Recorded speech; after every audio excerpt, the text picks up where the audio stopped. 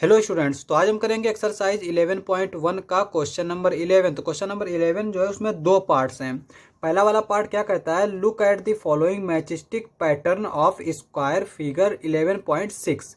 यहाँ पे ये हमारा 11.6 एक फिगर दे रखा है जो कि मैचस्टिक से बना हुआ है, माचिस की तीलियों से बना हुआ है। The squares are not separate, two neighbour square have a common matchstick. जो अगर दो स्क्वायर हैं, ठीक है, तो वो सेपरेट नहीं है। यहाँ पे एक कॉमन मैचस्टिक है। जैसे यहाँ पे अगर हम देखें तो ये दो स्क्वायर हैं, इसमें ये कॉमन मैचस्टिक है।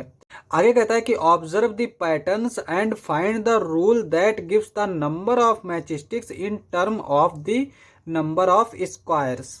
तो हमें इस पैटर्न को ऑब्जर्व करना है और हमें एक रूल बना के देना है कि हम number of matchsticks find out कर सकें अगर हमें नंबर ऑफ स्क्वायर्स दे रखे हों। एग्जाम्पल के लिए अगर हमसे कहे कि 10 स्क्वायर हैं तो उसमें कितनी मैचस्टिक जरूरत पड़ेगी, तो हम उस रूल की मदद से हम फाइंड आउट कर सकें। ठीक है, तो ऐसा हमें रूल बनाना है। अब यहाँ पे देखो, हम यहाँ पे क्या करते हैं कि दो कॉलम बना लेते हैं। यहाँ पे लिखते हैं नंबर ऑफ स्क्वायर और यहाँ पे लिखते हैं नंबर ऑफ मैचस्टिक्स। तो यहाँ पे अगर एक स्क्वायर है, जैसे यहाँ पे एक स्क्वायर है, तो कितनी मैचस्टिक्स की जरूरत पड़ी, 1 2 3 4, तो 4 मैचस्टिक्स की जरूरत पड़ी। अब यहाँ पे अगर हमने दो स्क्वायर लिए यानी 1 2 और इनको सेपरेट नहीं करना है, ठीक है, तो यहाँ पे कितनी मैचस्टिक्स की जरूरत पड़ेगी, 1 2 3 4 5 6 और ये 7। तो यहाँ पे 2 स्क्वायर के लिए 7 की जरूरत पड़ी और 3 स्क्वायर के लिए तो यहाँ पे काउंट कर लेते हैं, 1 2 3 4 5 6 7 8 9 10। तो हमें 10 मैचस्टिक्स की जरूरत पड़ी।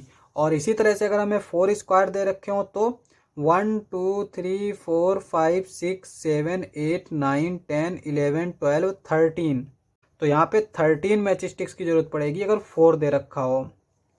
अब यहाँ पे हमें एक पैटर्न मिल रहा है। यहाँ पे क्या पैटर्न मिल रहा है, जैसे यहाँ पे ये देखो 4 दे रखा है, अगर हम 4 में से एक माइनस कर दें तो क्या बचेगा, 3 बचेगा। और अगर 7 में से 1 माइनस कर दें तो ये क्या बचेगा, 6 बचेगा। और 6 क्या हम लिख सकते हैं, 3 इंटू 2। सिमिलरली यहाँ पे अगर हम 1 माइनस करें तो ये 9 बचेगा, इसको क्या लिख सकते हैं, 3 इंटू 3। और यहाँ पे अगर हम 1 माइनस करें तो ये क्या बचेगा, 12, और इसको हम क्या लिख सकते हैं, 3 इंटू 4। तो हमने क्या किया कि सब में से एक 1 माइनस किया, तो हमें क्या मिल गया कि ये एक टेबल है 3 का। 3 1 जा 3, 3 2 जा 6, 3 3 जा 9, 3 4 जा 12। अगर हमने सब में से 1 माइनस किया तो ठीक है। तो अब चूंकि यहाँ पे हमने 1 माइनस किया तो हमें 3 का टेबल मिल गया। अब चूंकि हमें इक्वल दिखाना है तो हम क्या करेंगे, सब में 1 ऐड कर देंगे। तो यहाँ पे ये 3 + 1 4 हो जाएगा। सिमिलरली यहाँ पे 3 2 जा 6 है तो 1 ऐड करेंगे 7 हो जाएगा। 3 3 जा 9 है, 1 ऐड करेंगे 10 हो जाएगा।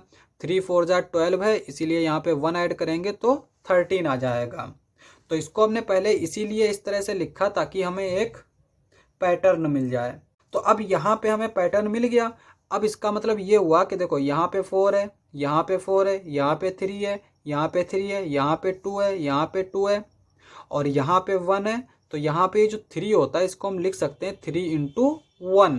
तो इसका मतलब अगर नंबर ऑफ स्क्वायर n है तो हमें क्या मिलेगा, 3 इंटू n प्लस 1, क्योंकि यहाँ पे जैसे 4 है ना तो यहाँ पे 4 था, तो इसी तरह से यहाँ पे अगर n है तो यहाँ पे n होगा और इसको हम लिख सकते हैं 3n प्लस 1।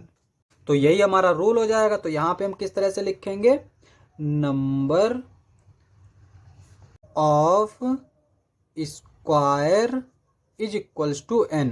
यहाँ पे इफ भी लगा देते हैं, if number of square is equals to n, then